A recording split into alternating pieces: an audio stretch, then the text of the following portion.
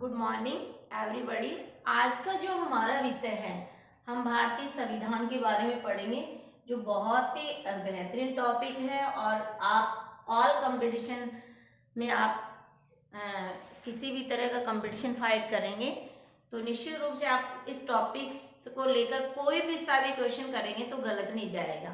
देखिए, एक फर्स्ट ही क्वेश्चन आया था कि भारत राज्यों का संघ है, ये किस अनुच्छेद में उल्लेख किया गया है? तो भारत राज्यों का संघ है, भारत राज्यों का संघ है। ये जो आरएस के एग्जाम 2003 में आ चुका है। भारत राज्यों का संघ है, ये कौन से अनुच्छेद में इसका उल्लेख किया गया है? आर्टिकल फर्स्ट में उल्लेख किया गया है। देखिए, आर्टिकल जो फर्स्ट है वो अनुच्छेद फर्स्ट से लेकर और 4 तक इसमें विस्तृत रूप से राज्यों के बारे में उल्लेख किया गया है कि नए राज्य की स्थापना करना, और चाहे तो संसद को पावर होता है कि वो राज्य को घटा भी सकती है क्षेत्र का दायरा और बढ़ा भी सकती है, नए राज्यों की स्थापना करना, ठीक है, नए राज्यों का निर्माण करना। और पर्टिकुलर ये चीज आती है कि भारत राज्यों का संघ किस आर्टिकल में उल्लेख किया गया था? तो अनुच्छेद फर्स्ट में। तो भाग, और भाग भी पूछ ले तो भाग फर्स्ट में, और भाग फर्स्ट में अनुच्छेद 1 से 4 तक का उल्लेख किया गया है। क्लियर? क्योंकि क्वेश्चन जैसे राज्यों से संबंधित आ जाए कि राज्यों की स्थापना करना किसको पावर होता है, तो ये संसद को पावर होता है। क्लियर? क्वेश्चन आ जाए भारत राज्यों का संघ है, किस आर्टिकल में उल्लेख किया गया था? आर्टिकल फर्स्ट में। अब देखिए, भाग सेकंड बहुत ही अच्छा है, कई बार आ चुका है। भारतीय नागरिकता का उल्लेख करता है, नागरिकता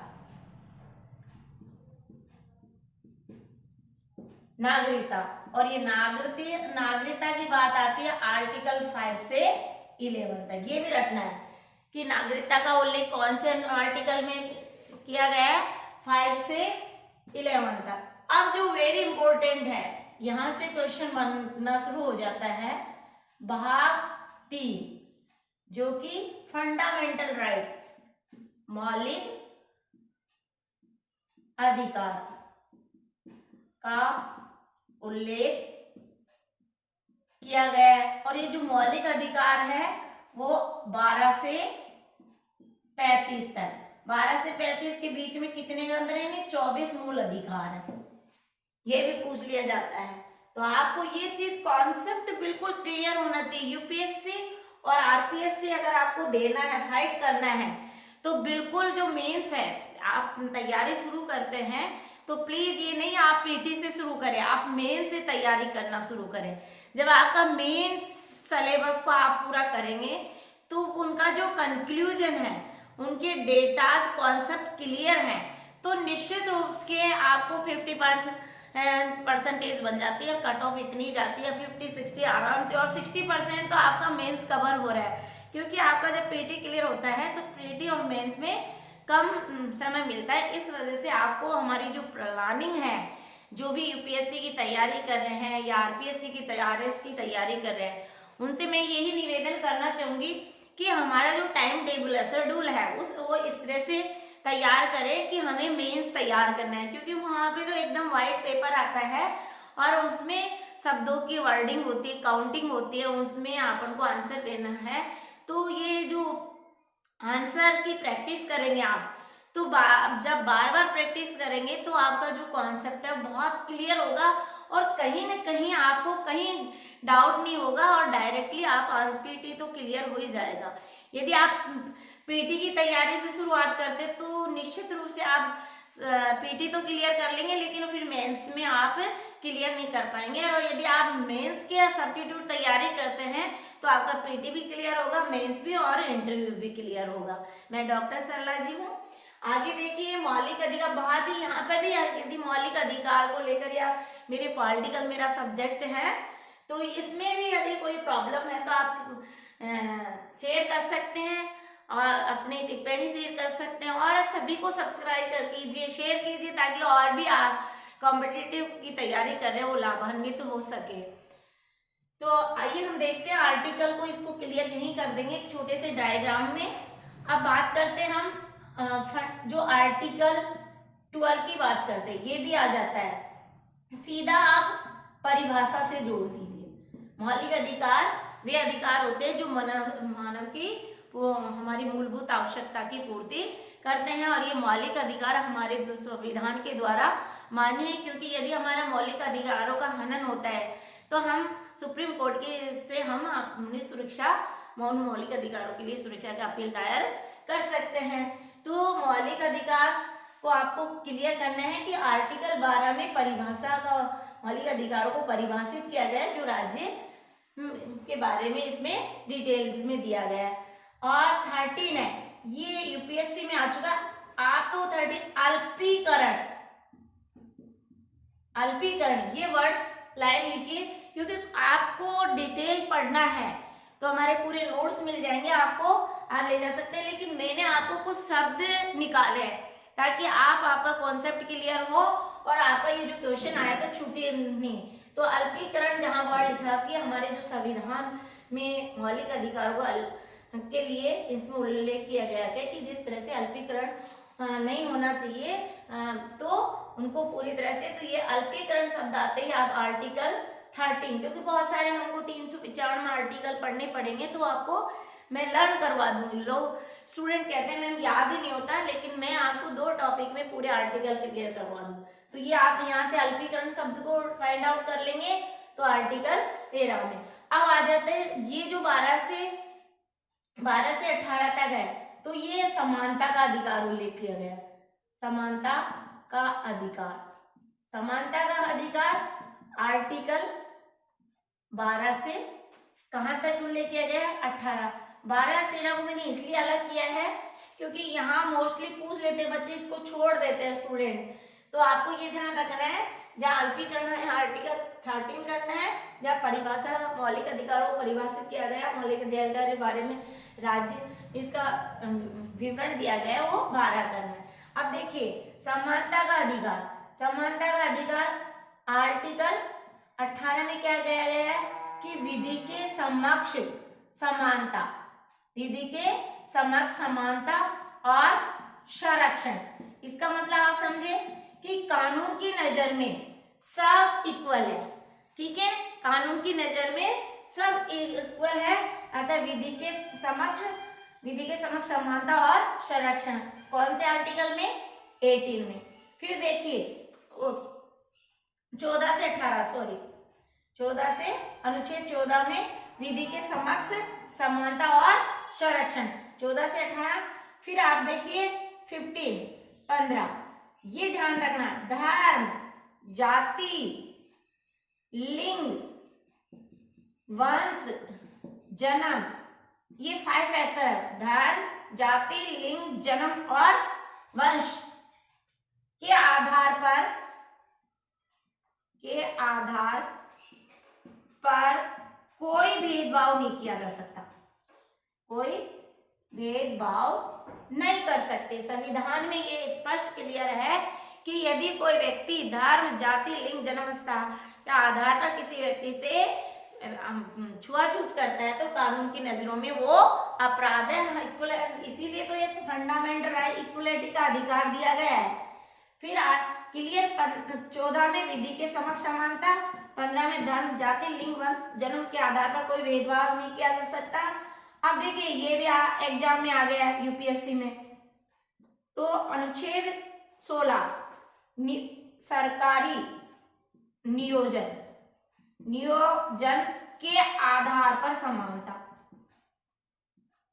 मैंने वर्ड्स निकाले आपको लर्न करना देखिए ताकि आप फॉरगेट नहीं हो, भूले नहीं। अब देखिए जहां नियोजन वर्ड आ गया तो इसका मतलब है कि हमारे संविधान में जो सरकारी नौकरियां हैं उनमें किसी प्रकार का कोई भेदभाव नहीं किया जा सकता, उनमें सबको समान अवसर दिया जाना चाहिए। राज्य सबको समान, किसी प्रकार का कोई भेदभाव नहीं करेगा, उनको सरकारी नौकरियों में समान अवसर दिया जाना चाहिए। ये आर्टिकल 16 में उल्लेख किया गया है, 16 में उल्लेख किया गया है। फिर आर्टिकल 17, आर्टिकल 17 अस्पृश्यता, अनटचेबिलिटी कानून के लिए अपराध है, यानी कोई यदि छुआछूत करता है तो वो बहुत बड़ा अपराधी है, उसके खिलाफ कार्रवाई की जा सकती है। तो ये अस्पृश्यता, अनटचेबिलिटी, अनटचेबिलिटी ये भी कई बार को एग्जाम में आ चुका है। तो छुआछूत, अस्पृश्यता अनुच्छेद 17 में, और आर्टिकल 18 में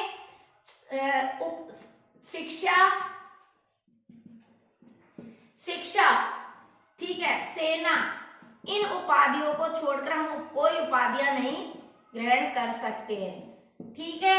यानी कि हम भारत रत्न और भारत विभूषण, ये हम जो है ये पुरस्कार शिक्षा और सेना जैसी उपाधियों के अलावा हम कोई विदेशी उपाधियां ग्रहण नहीं कर सकते, यानी उपाधियों का अंत, ये आर्टिकल 18 में उल्लेख किया गया है। तो ये हमारा जो आर्टिकल 14 से 18 तक इक्वलिटी ऑफ राइट, यानी समानता का अधिकार,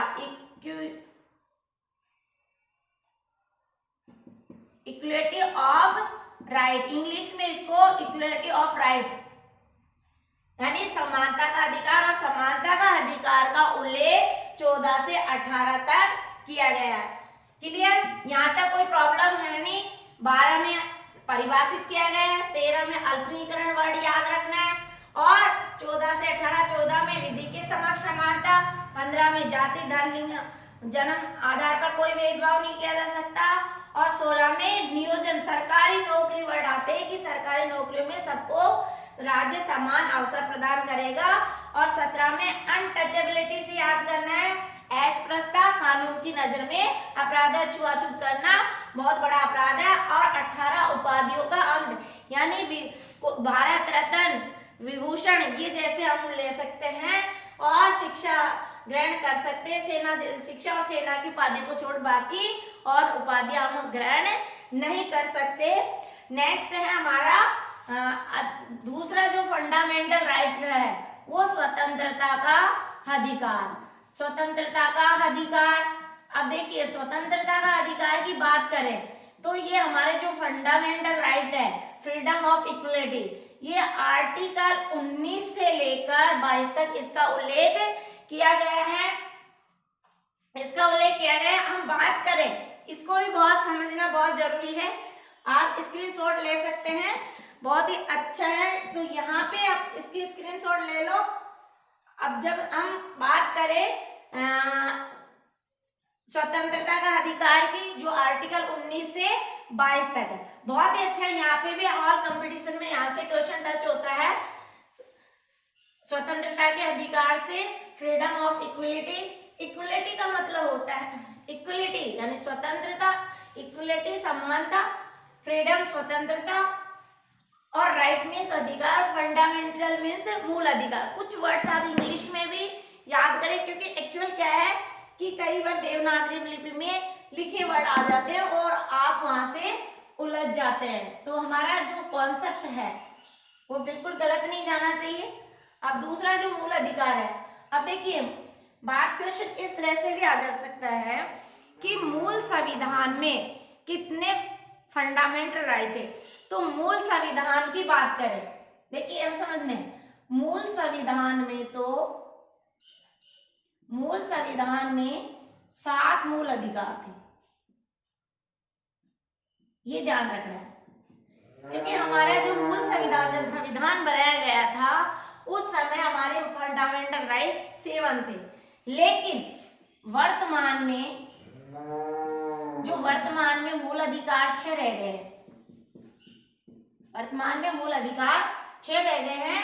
और क्यों रह गए हैं, देखिए 44वें संविधान संशोधन, 44वां संविधान संशोधन 1978 42वें संविधान संशोधन 1978 में 7वां जो मौलिक अधिकार, संपत्ति का अधिकार, संपत्ति का अधिकार को अब समाप्त कर दिया गया है। समाप्त करके अब इसको अनुच्छेद 301, ये कैपिटल आएगा, में एक विधि या कानून का दर्जा दे दिया गया। देखिए, मूल अधिकार से तात्पर्य है कि हमारे संविधान में हमारे प्रोटेक्शन के लिए, हमारी सुरक्षा के लिए यदि हमारे इन 6 मौलिक अधिकारों का उल्लंघन होता है तो हम सुप्रीम कोर्ट में याचिका दायर कर सकते हैं। यदि ऑप्शन में सुप्रीम कोर्ट नहीं है तो हम हाई कोर्ट में याचिका दायर कर सकते हैं। क्वेश्चन आ जाए कि मूल अधिकारों को प्रोटेक्शन, मूल अधिकारों की सुरक्षा के लिए हम कहाँ अपील कर सकते हैं। ऑप्शन में यदि सुप्रीम कोर्ट दिया है तो आप दोनों दिए हैं, सुप्रीम कोर्ट और हाई कोर्ट, तो दोनों बहुत करेंगे। यदि ऑप्शन में सुप्रीम कोर्ट दिया है तो सुप्रीम कोर्ट ही करेंगे। यदि दोनों में से एक दिया है तो दोनों भी, सुप्रीम कोर्ट ना देकर हाई कोर्ट दे दिया तो आप हाई कोर्ट पे टिक लगाएंगे। हमको जो हमारे प्रोटेक्शन के लिए, इन 6 मूल अधिकारों के लिए हम सुप्रीम कोर्ट में, इनकी सुरक्षा के लिए, हमारी सुरक्षा के लिए हम सुप्रीम कोर्ट में और हाई कोर्ट में दोनों में अपील दायर कर सकते हैं। क्लियर? अब ये जो हमारा, अब यही कारण है कि हम पूरी तरह से सुरक्षा मान सकते हैं, पूरा हमको हक है। और इसमें ये होता है कि वो कानून पे डिपेंड करता है, वो कानून सुरक्षा दे या नहीं दे। विधि का मतलब लीगली, इसमें क्या होता है, लीगली प्रोसीजर होता है और उसमें डायरेक्ट प्रोसीजर होता है। तो हम यहाँ क्लियर। अब हमारे पहला समानता का अधिकार, दूसरा है स्वतंत्रता का अधिकार, ये क्लियर। तीसरा है शोषण के विरुद्ध अधिकार, ये आपको रटना है। और शोषण के विरुद्ध अधिकार, उसमें फिर उसके बाद में हमारा आ जाएगा धार्मिक स्वतंत्रता का अधिकार। धार्मिक स्वतंत्रता के बाद में हमारा संस्कृति और शिक्षा का अधिकार, और लास्ट है संवैधानिक उपचारों का अधिकार। इस प्रकार से हमारे 6 फंडामेंटल राइट्स है, वह मूल संविधान में 7 है। जो संपत्ति का अधिकार है वो 44वां संविधान संशोधन 1978 के तहत उसको समाप्त कर दिया गया है। तो अब हम डिटेल में आर्टिकल से क्लियर कर रहे हैं। और सीधा क्वेश्चन ये भी पूछा जा सकता है कि जो ये मूल अधिकार है, ये भाग 3 है, ये कहाँ से लिया गया है। तो ये आपको याद रखना है, संयुक्त राज्य अमेरिका से लिया है, संयुक्त राज्य अमेरिका से लिया गया है, ये भी लर्न करना है। ठीक है, अब हम पढ़ रहे हैं स्वतंत्रता का अधिकार, दूसरा जो हमारा फंडामेंटल राइट्स है, स्वतंत्रता का अधिकार। अब देखिए, स्वतंत्रता का अधिकार की बात कर लेते हैं। यहां से भी यूपीएससी हो, आरपीएससी, कहीं से भी क्वेश्चन आता ही है इसमें से। ये आर्टिकल ध्यान रखना है 19 से 22 तक। अब देखिए, जो आर्टिकल 19 है, वेरी वेरी इंपॉर्टेंट। अनुच्छेद 19 में 6 प्रकार की स्वतंत्रता दी गई, ये ध्यान रखना। 19 में, आर्टिकल 19 में 6 प्रकार की स्वतंत्रता का उल्लेख किया गया है।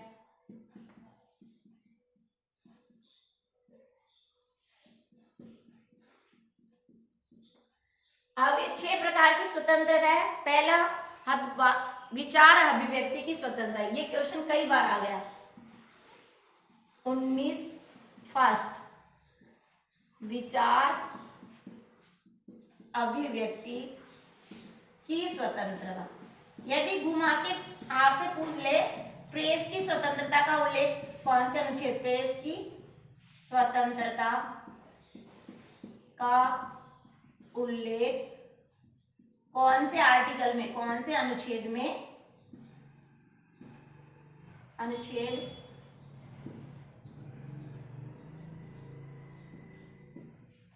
में किया गया है। तो अलग से प्रेस में यहाँ संविधान में नहीं है, लेकिन आपको पूछ लेते हैं, आया भी है। प्रेस है कि व्यक्ति अपनी बात रख सकता है, आर्टिकल अपनी बात आर्टिकल के माध्यम से पहुंचा सकता है। तो 19A ये इसका आंसर है। और किसी भी तरह से, या 19, 20, 21, 22 दिया तो 19 पे टिक लगाना है। क्लियर यहाँ पे?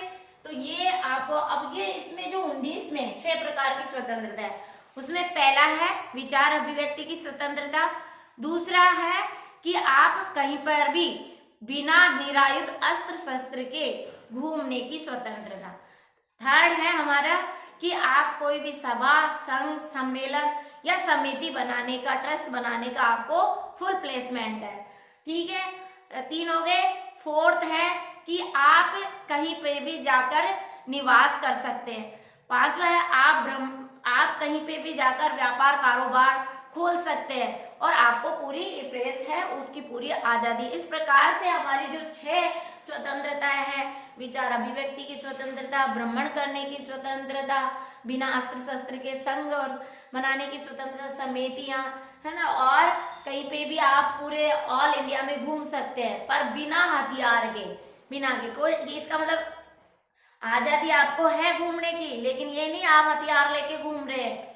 दूसरा ये कि आपको भाषण देने की स्वतंत्रता है, देखो, लेकिन हर्ट स्पीच, जो हर्ट स्पीच पे अभी मुद्दा छा रहा है माननीय प्रधानमंत्री राहुल गांधी के, तो हर्ट स्पीच का मतलब है कि हम इस तरह के हम विचार यूज नहीं कर सकते, गलत विचार यूज नहीं कर सकते। तो वो यहीं पे यदि किसी पे हर्ट स्पीच देता है तो हम इस कानून के दायरे से बाहर है, कानून के तहत हम उनको अपराधी, कानून संविधान की नजरों में वो अपराधी है, तो वो इसी में आएगा, ये ध्यान रखना है, क्योंकि कॉन्सेप्ट वहीं से क्वेश्चन पूछते हैं और फिर वो आपसे आप गलत कर लेते हैं। तो इसकी हमारी टेस्ट सीरीज भी है, हम न्यू थ्योरी पढ़ा रहे हैं, तो उस पर आप कॉन्सेप्ट करके टेस्ट संडे को आके आप टेस्ट सीरीज ज्वाइन करके ले जा सकते हैं।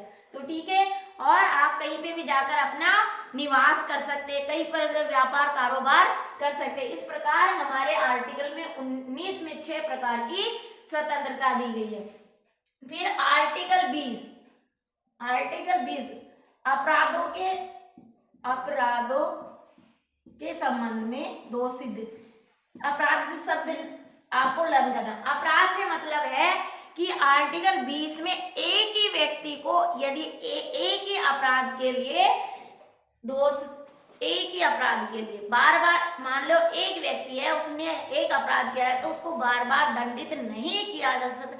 एक अपराध किया है तो उसको एक ही अपराध के लिए उसको बार बार एक ही बार पनिशमेंट दिया। इसका मतलब सीधा सीधा एक व्यक्ति को बार बार दंडित नहीं किया जा सकता, उसको एक बार ही अपराध दिया जा सकता। अपराधों के संबंध में 2 सिद्धि के बारे में अनुच्छेद 20 का उल्लेख किया गया है। और अनुच्छेद 21 वेरी गुड, जीवन का अधिकार, वेरी मोस्ट। इसका मतलब समझे, देखिए जीवन का अधिकार, ये आप जैसे निवारक निरोध है, ठीक है, तो निवारक निरोध में एक तो आप सीधे ही प्रोटेक्शन मांग सकते हैं और जीवन का अधिकार फुल प्लेसमेंट आपको क्या है, स्वतंत्र है। और ये भारतीय संविधान में देखो 2 आर्टिकल ऐसे हैं 20 और सीधा सीधा क्वेश्चन पूछा जाए कौन से आर्टिकल इमरजेंसी आपातकाल के समय भी समाप्त नहीं किए जा सकते, कौन से आर्टिकल है, कौन से अनुच्छेद, आर्टिकल मींस अनुच्छेद, कौन से अनुच्छेद आपात काल में भी समाप्त नहीं किए जा सकते, नहीं किए जा सकते हैं।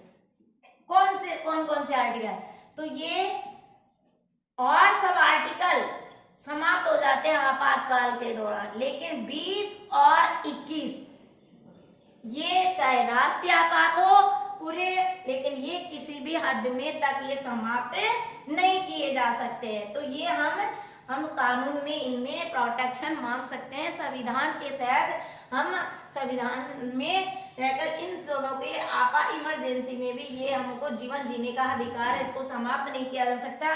और जो 21 है ये वेरी मोस्ट है 86वां, देखो इसमें क्या है, इसमें अमेंडमेंट भी लागू कर दिया, 86वां संविधान संशोधन अधिनियम 2002, 86वां संविधान संशोधन 2002 में क्या कर दिया, अनुच्छेद 21 ए जोड़ दिया, ये ध्यान रखना है, कैपिटल वाला है को जोड़ दिया गया और इसमें क्या जोड़ा, शिक्षा का अधिकार। और शिक्षा का अधिकार में भी क्या जोड़ा कि 6 से 14 वर्ष के बालक को, 6 से 14 वर्ष के बालकों को निःशुल्क और अनिवार्य शिक्षा, निःशुल्क और अनिवार्य शिक्षा, चाहे वो एडॉप्ट लिया हो बच्चा हो या खुद का बच्चा हो, ये हमारे संविधान में बिल्कुल 86वां संविधान संशोधन 2002 में ये कानून लागू कर दिया गया है कि 6 से 14 वर्ष के बालकों को निःशुल्क और अनिवार्य शिक्षा दिलाना आवश्यक है, चाहे वो एडॉप्ट किया हो या खुद का हो।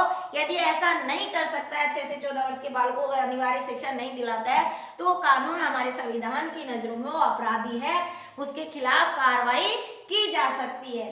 ठीक है, तो ये 21, 20 और 21 यहाँ क्लियर हो गए। अब देखिए 22वां में बहुत ही आप इस चीज, यहाँ जो आर्टिकल है, अब यहाँ 24 गिरफ्तारी, यानी कोई व्यक्ति है, कोई भी अपराधी है, कुछ दशाओं में गिरफ्तारी, कुछ दशाओं में गिरफ्तारी, यानी इस कुछ दशाओं में, मान लीजिए कुछ दशाएं क्या हो सकती है, किसी व्यक्ति को हिरासत में ले लिया आपने, लेकिन उसको ये स्पष्ट गाइडलाइन दी गई है कि निरोध, कुछ दशाओं में गिरफ्तारी निरोध, यहाँ पे आ जाता है निरोध निवारक अधिनियम, स्पष्ट निरोधन अधिनियम, यानी यदि किसी व्यक्ति को आपने गिरफ्तार कर लिया गया है तो 24 घंटे के भीतर उसको कोर्ट में पेश करना अनिवार्य है, कोर्ट में पेश करना अनिवार्य है। ये है आर्टिकल 22 की निवारक निरोध अधिनियम। कुछ दशा में गिरफ्तारी का सबूत देना पड़ेगा, निवारक निरोध, कि किसी व्यक्ति को आपने गिरफ्तार किया है तो उसको 24 घंटे के भीतर उसको कोर्ट में हिरासत में लिया है तो आपको कोर्ट में पेश करना अनिवार्य है। आप स्क्रीनशॉट ले सकते हैं।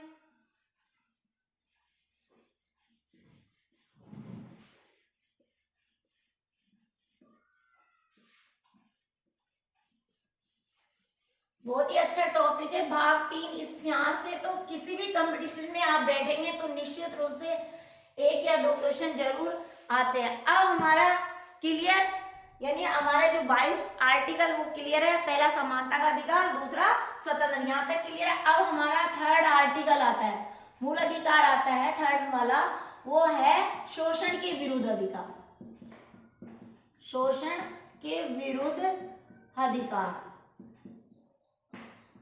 शोषण के विरुद्ध अधिकार आर्टिकल 23 और 24। देखिए यहाँ कोई आपको रटना नहीं है।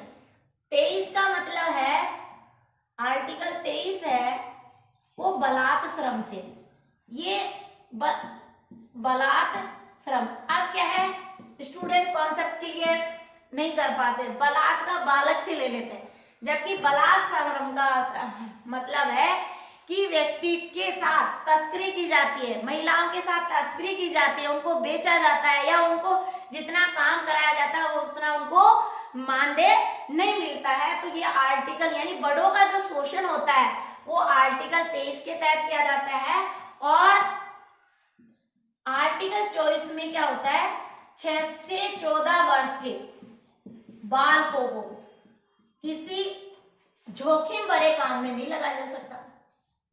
तो ये 6 से 14 वर्ष, यहाँ तो आपको बालक शब्द रटना है, समझना है। 6 से 14 वर्ष के बालकों को जोखिम भरे काम में नहीं लगाया जा सकता।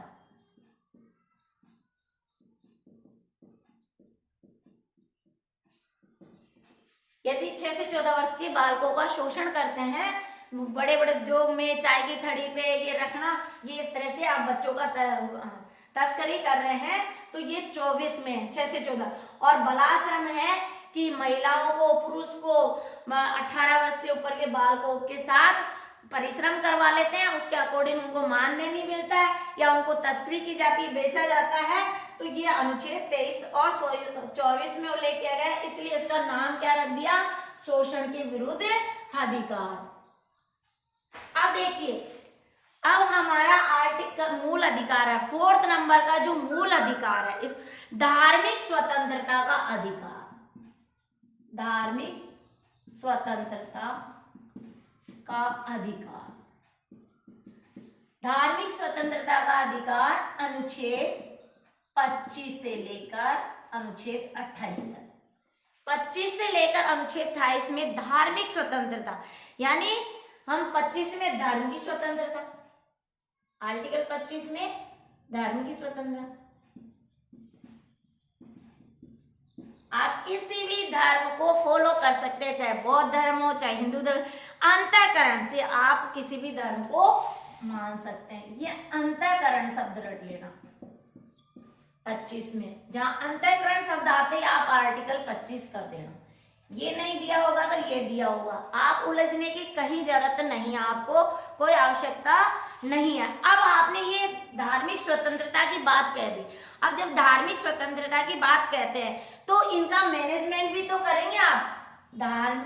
धार्मिक कार्यों को प्रबंध करने की स्वतंत्रता। प्रबंध, यहाँ पे अंतःकरण शब्द ध्यान रखना आर्टिकल 25 में, और आर्टिकल 26 में आप प्रबंध शब्द याद रखना। P फॉर प्रबंध, A फॉर अंतःकरण, समझना है आर्टिकल, क्योंकि आपको 395 आर्टिकल मुझे समझाने हैं, लर्न करवाने हैं। तो अंतःकरण शब्द आएगा तो आर्टिकल 25, और यदि प्रबंध शब्द आएगा, स्वास्थ्य मैनेजमेंट करना पूरा इनका, तो ये धार्मिक संप्रदाय को लेकर इनका प्रयोजन करना, मैनेजमेंट करना, इनकी स्थापना करना, इनको पोषण देना, ये सब किस में आएंगे? 26 में, ये ध्यान रखना। और अब हमने क्या किया है कि राज्य के द्वारा अनुच्छेद 27 में क्या करेंगे कि भाई इन्होंने मैनेजमेंट तो कर दिया, कोई संस्था की स्थापना भी कर दी, प्रबंध भी कर दिया, लेकिन इसके लिए हमें किसी धर्म विशेष को लेकर हम पैसा कहाँ से मैनेजमेंट करें। तो ये बात कही गई है कि राज्य के द्वारा किसी धर्म विशेष की वृद्धि के लिए कर नहीं लगाया जाएगा। यानी राज्य द्वारा किसी धर्म विशेष के लिए कर शब्द रट लिया, कर नहीं लगाया जाएगा।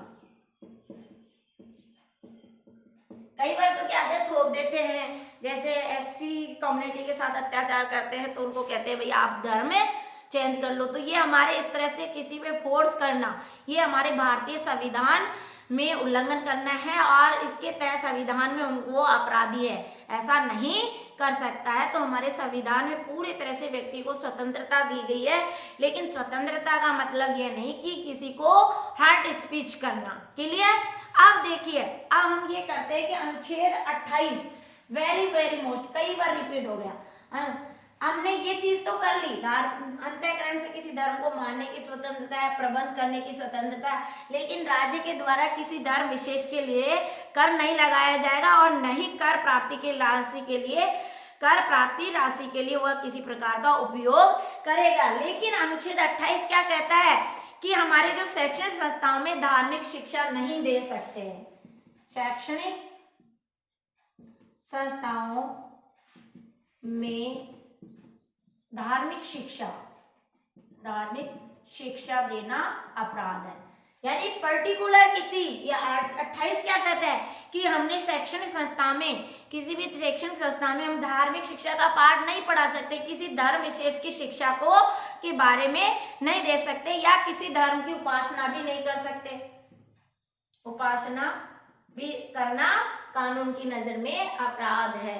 तो क्लियर? 28 शैक्षणिक संस्थाओं में धार्मिक शिक्षा या धार्मिक उपासना में उपस्थित होने के बारे में स्वतंत्रता, ये हमारा फंडामेंटल राइट्स 4th हो गया, धार्मिक स्वतंत्रता का अधिकार। आप इसका भी स्क्रीनशॉट ले सकते हैं।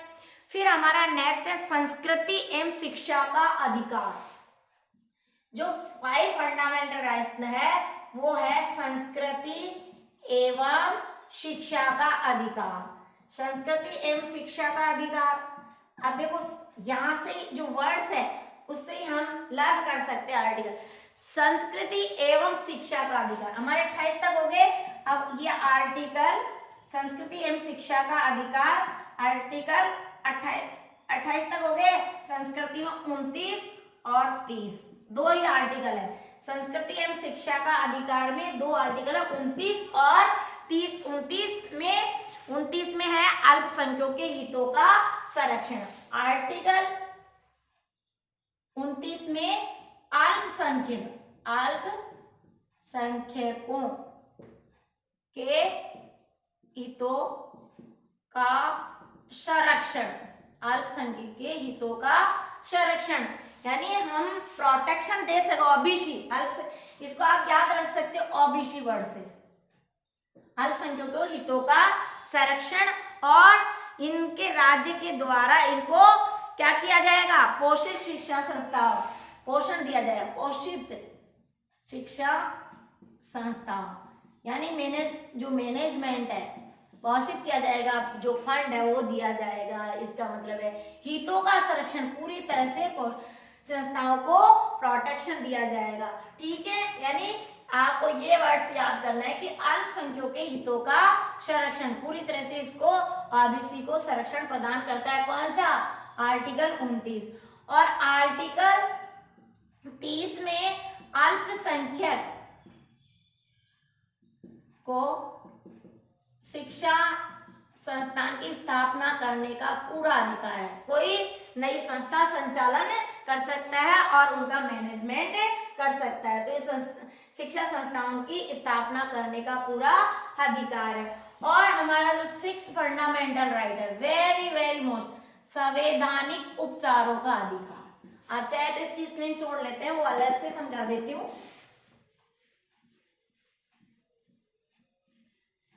संवैधानिक उपचारों का अधिकार, यहां से भी ऑलमोस्टली क्वेश्चन आते हैं। संवैधानिक उपचारों का अधिकार, देखिए संवैधानिक उपचारों का अधिकार आर्टिकल 32 में उल्लेख किया गया। संवैधानिक उपचारों अधिकार, ये हमारा 6 फंडामेंटल राइट है। इसे भारतीय संविधान की आर्टिकल, इसका उल्लेख 32 में किया गया है, ये रटना है, समझना है। और इसे भारतीय संविधान में, भारतीय संविधान की आत्मा किसने कहा, ये भी पूछा जा सकता है। इसे भारतीय संविधान की आत्मा किसने कहा, तो डॉक्टर भीमराव अम्बेडकर ने।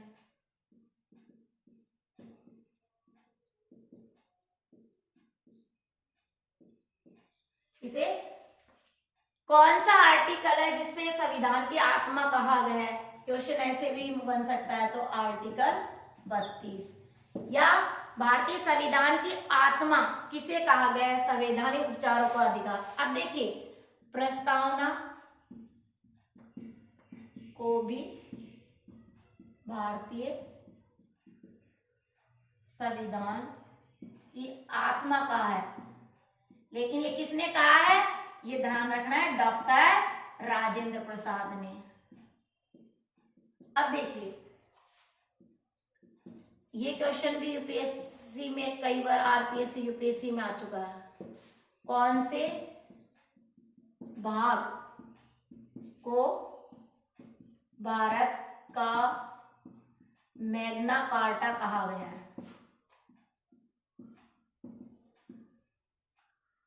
कौन से भाग को भारत का मैग्ना कार्टा कहा गया है, तो भाग 3 को ही भारत का मैग्ना कार्टा कहा गया है। क्योंकि ये ध्यान रखना है, 1215 में इंग्लैंड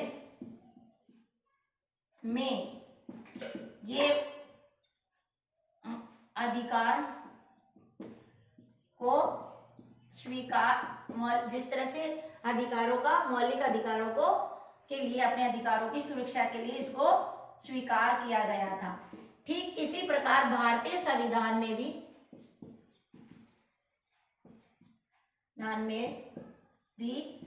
हमारी सुरक्षा के लिए मौलिक अधिकारों को अपनाया गया, मौलिक अधिकारों को लागू किया गया था। और मौलिक अधिकारों हमारी सुरक्षा के लिए मौलिक अधिकारों लागू किया गया था, इसीलिए इसे भारत का मैग्ना कार्टा कहा जाता है, मैग्ना कार्टा कहा जाता है। क्वेश्चन यहां से अब देखिए, अनुच्छेद 32 में 5 प्रकार की याचिका दायर की जा सकती है,